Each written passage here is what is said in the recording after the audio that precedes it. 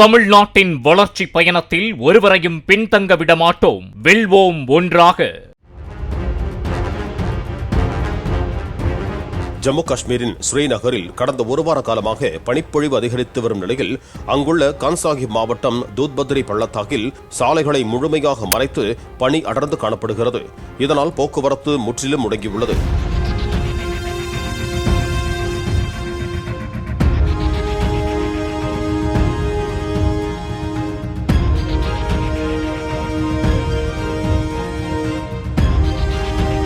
கடந்த 5 நாட்களுக்கு மேலாக அங்கு குடிநீர் மற்றும் மின்சாரம் தடைபட்டிருப்பதாகவும் அதனால் அங்குள்ள மக்கள் வெளிச்சத்திற்காக வீடுகளில் மெழுகுவர்த்தி ஏற்றி வைத்திருப்பதாகவும் தெரிவித்தனர்.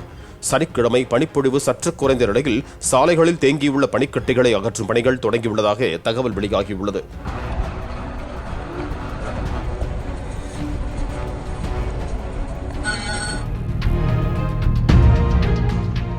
தமிழ்நாட்டின் வளர்ச்சி பயணத்தில் ஒருவரையும் பின்தங்க விடமாட்டோம். வெல்வோம் ஒன்றாக.